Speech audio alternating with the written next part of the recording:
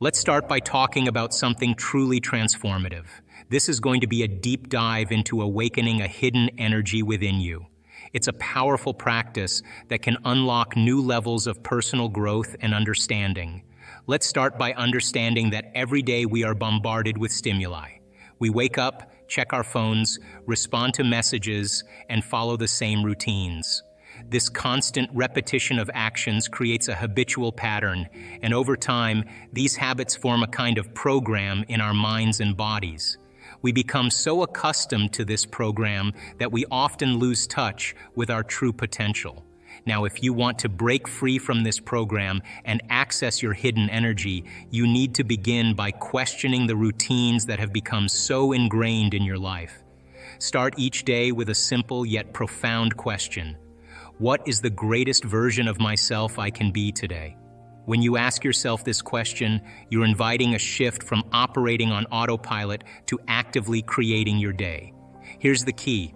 Your body might immediately respond with objections. It might say, "I'm tired, I need coffee," or "I have too much to do."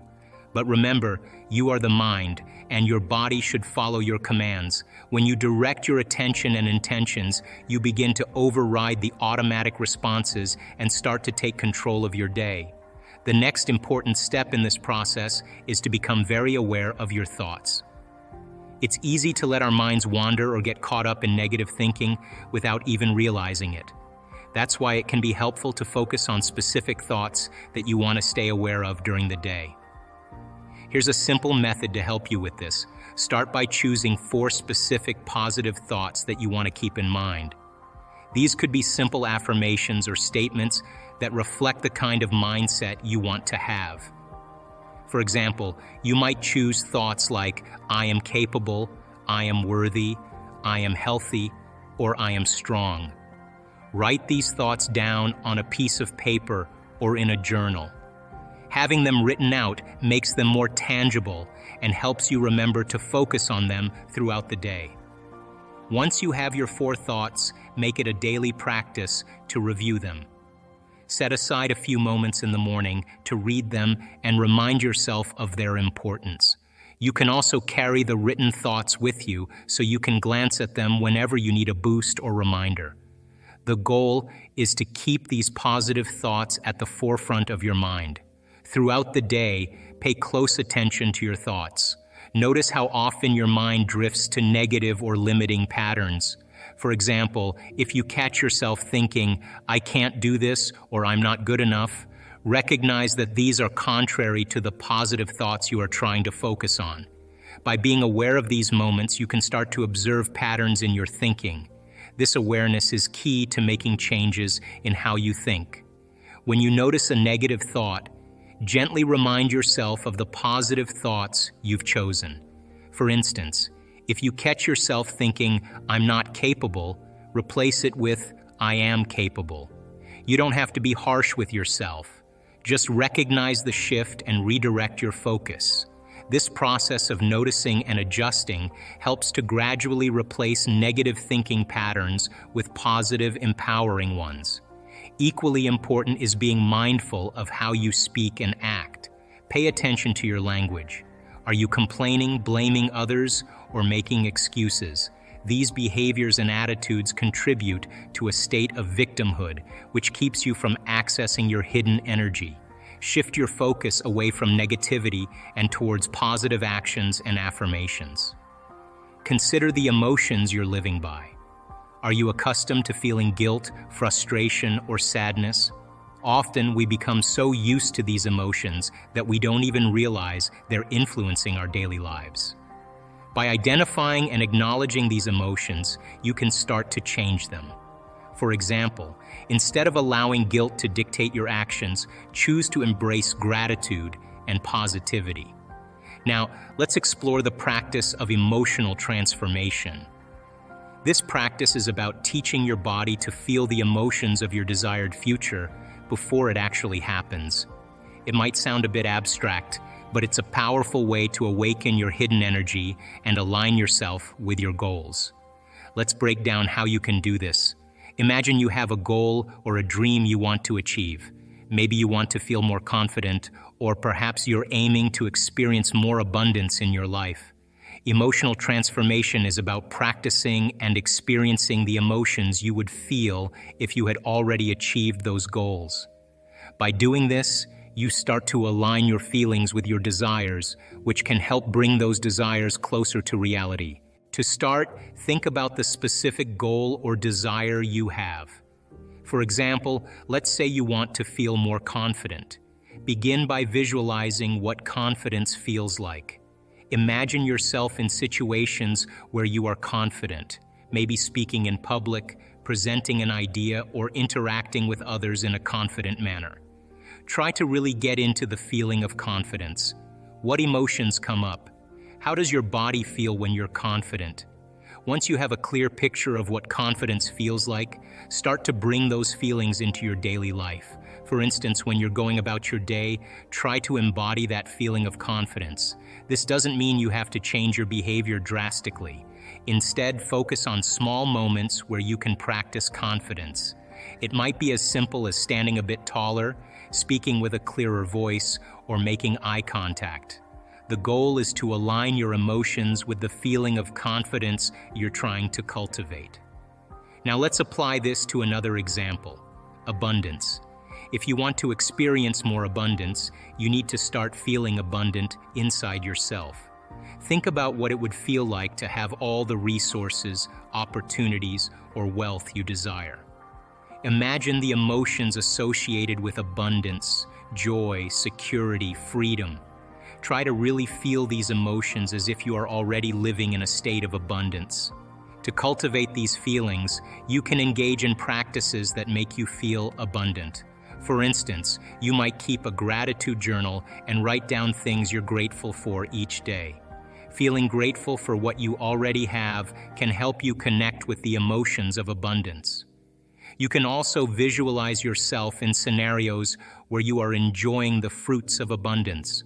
Feel the joy and satisfaction as if those experiences are happening right now.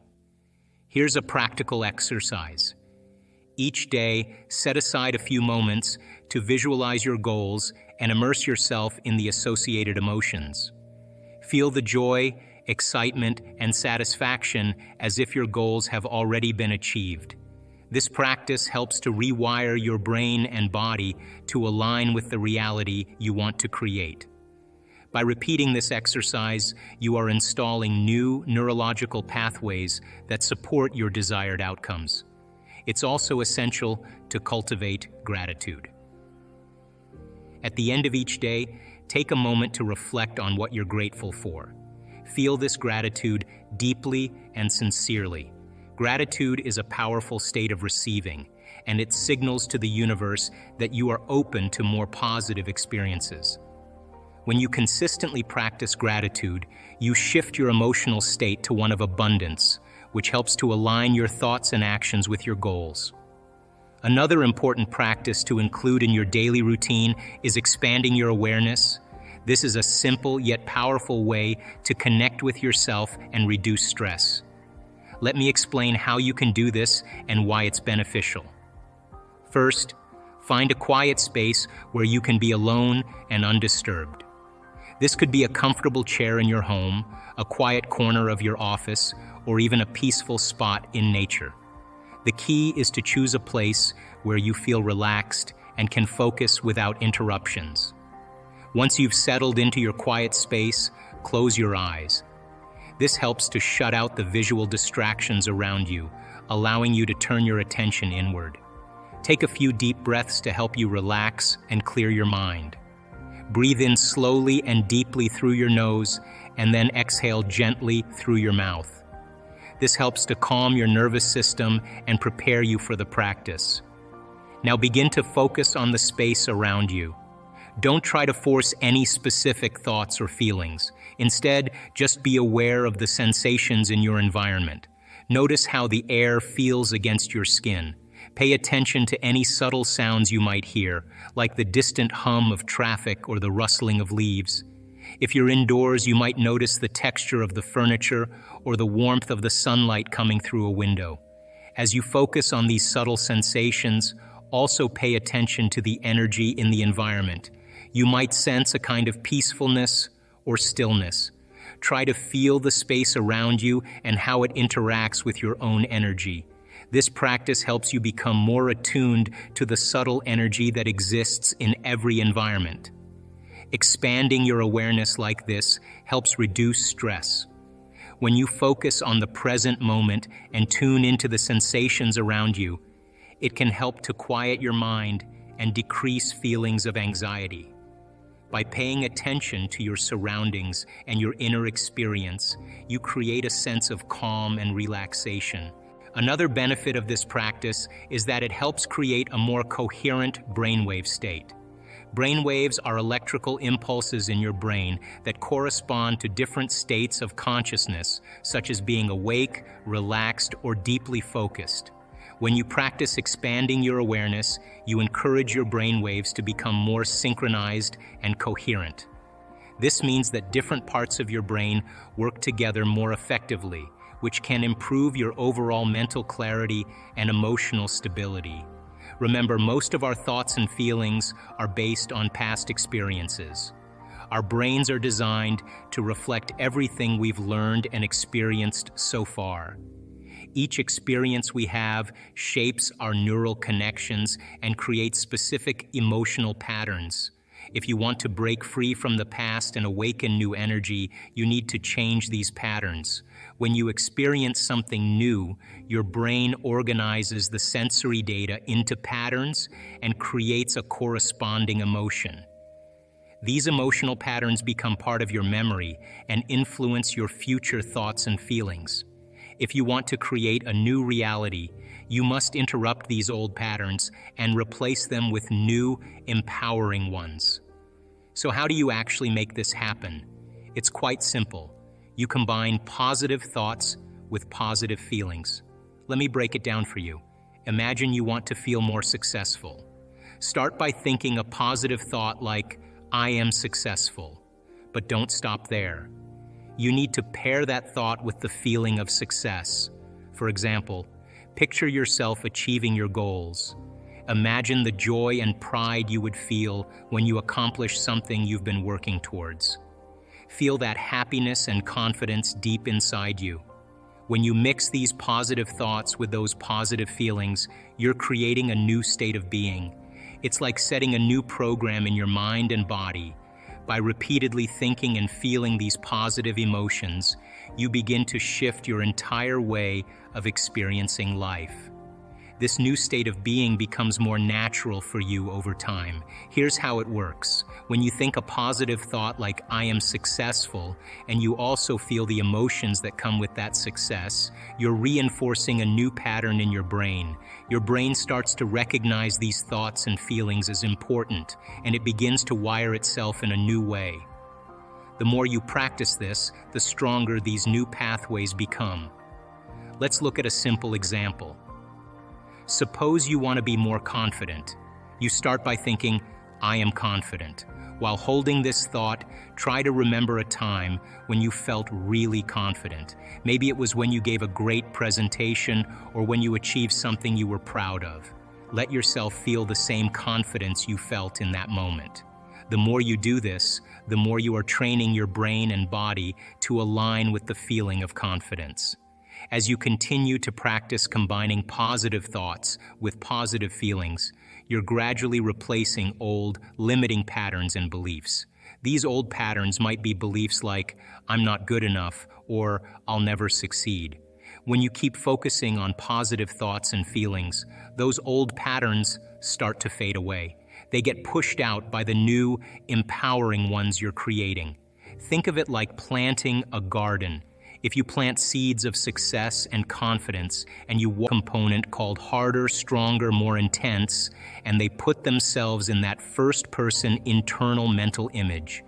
At the end of 2 weeks, they have a 13.5 increase in muscle strength and they've never performed the activity. Not only is the brain changed to look like the experience has already occurred, now the body has changed by thought alone. The body looks like it's been working out for the last 2 weeks. So then the power of mental rehearsal, of imaging, primes the brain and body to look like the future has already occurred. And when you set the extent of your limit and you can image what you can do even further than what's normal, then you are stepping into the unknown. And of course, then your body is going to follow your mind because the experience has already happened. You know, the challenge behind all of this is that people have to understand that there is a journey that they have to take. In other words, 95% of who we are by the time we're 35 years old is a set of memorized behaviors, emotional reactions, beliefs, perceptions, attitudes, behaviors that function like a subconscious computer program. 95% of who we are is a habit, and it's programmed in the body to keep doing something so many times the body knows now how to do it better than your brain. So if that's 95% of who we are, the body becomes the mind, and most of the time people are unconscious. You see, the thoughts that you think are the electrical charge in the quantum field. The feelings that you emote are the magnetic charge in the quantum field. And how you think and how you feel broadcasts an electromagnetic signature that influences every single atom in your life. The thought sends the signal out, and the feeling draws the event back. So if you are walking around your life feeling sorry for yourself and feeling like a victim, you are broadcasting that signature into the field. And you will create more experiences to suffer. Because we are not punished for our sins, we are punished by our sins. And sin is an attitude, and sin is how you think and how you feel. So then when you cause people to give up their guilt and their shame and their unworthiness and teach them how to open their heart and create coherent waves in their brain and in their heart, they are going to produce the miraculous. It takes training. And it takes practice, and it takes learning new information and deprogramming ourselves into believing that we are limited. But if you are living by the hormones of stress and you have no energy, no field, then you can't produce an effect on matter. So then life is about the management of energy. And where you place your attention is where you place your energy. And if your attention is on the knowns and the predictable future, or your attention is on the familiar emotions of the past, you are siphoning energy out of the present moment, and you have no energy to create with. And when you are able to do this and practice it really well, you will begin to do what is innately your birthright, and that is to create an unknown or wonderful experience in your life. So it just takes practice in order to do it.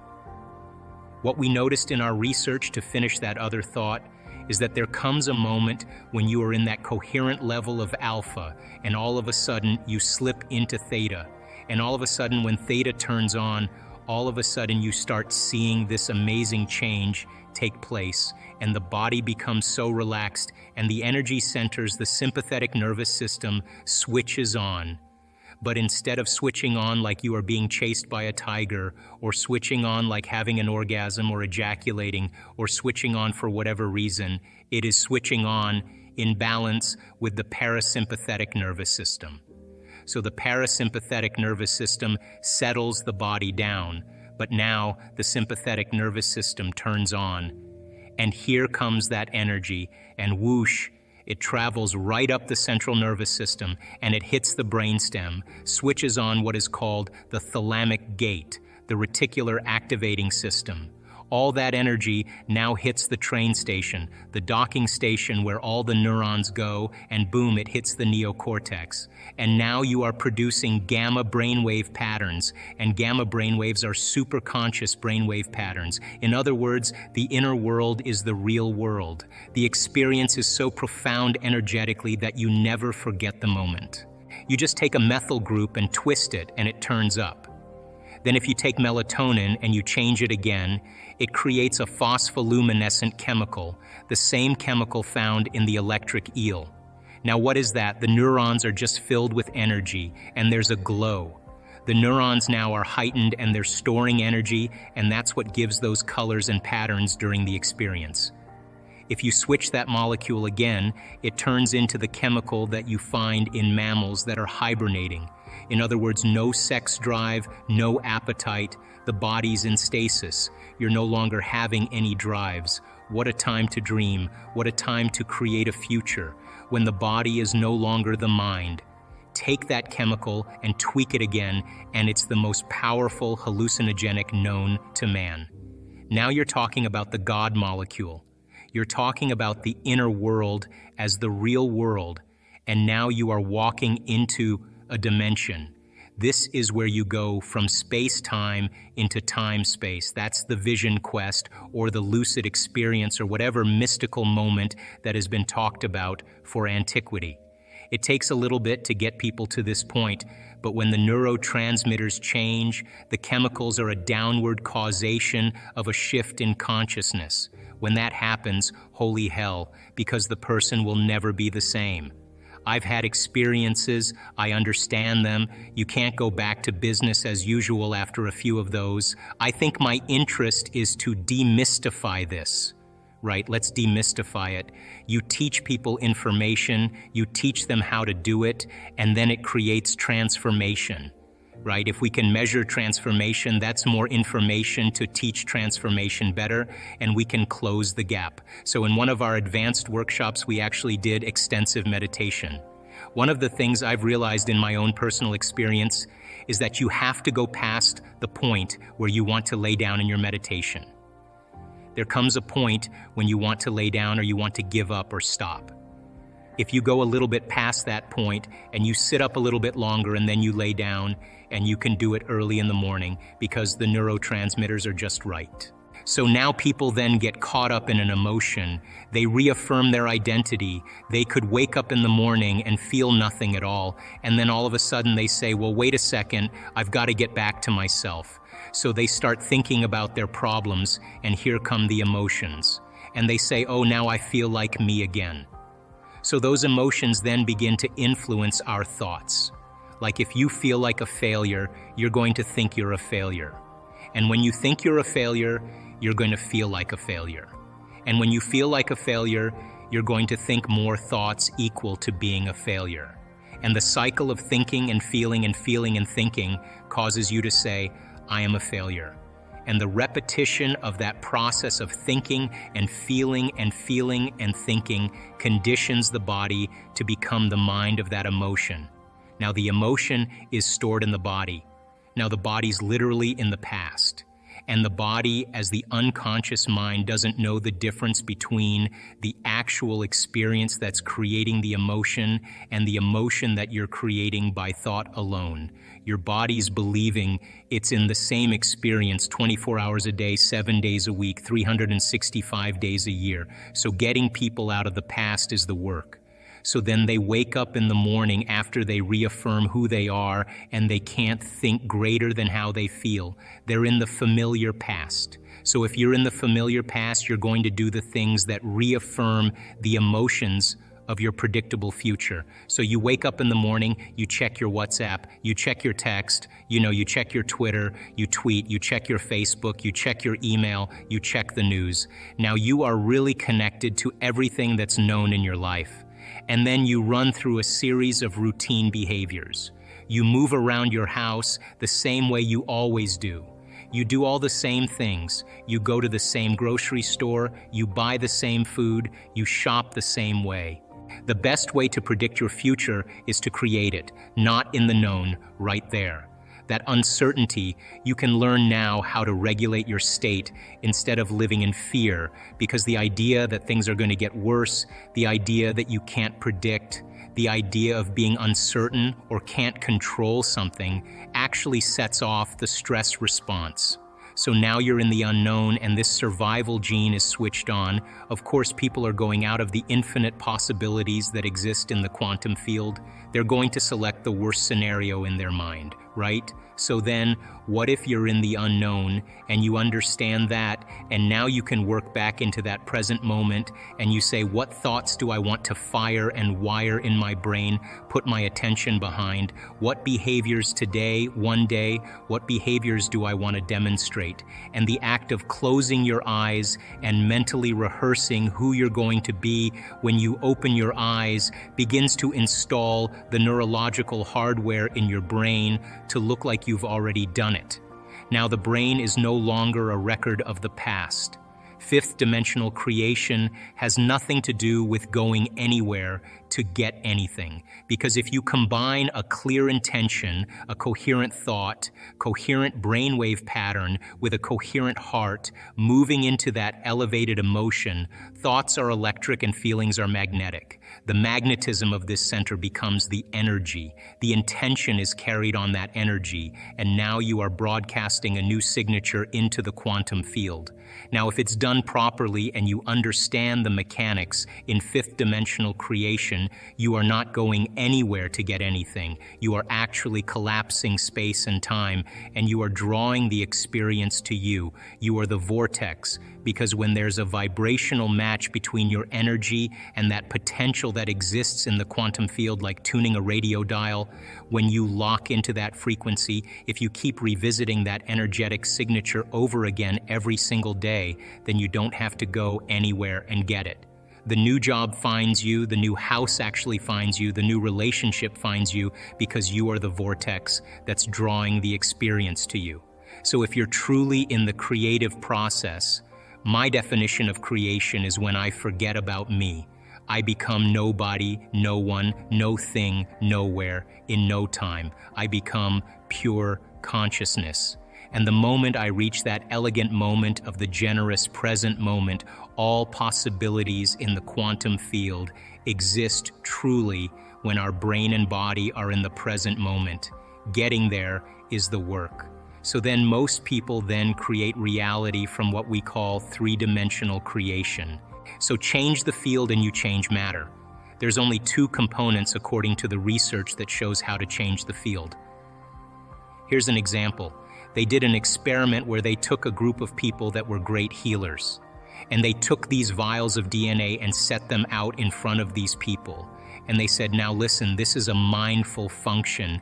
With all of your intention, we want you to see this DNA wind or unwind in your mind. Just keep seeing it wind or unwind, wind or unwind. So they did it over and over again, over and over again. They checked the DNA. Guess what happened? Nothing. Intention did nothing to change the DNA. So then they said, okay, open your heart, create an elevated emotion, and just feel gratitude and radiate that feeling of care and love into the field. And let's see if that changes the DNA. They elevate their emotional state. They do it for a period of time. They check the DNA. Guess what happens? Nothing.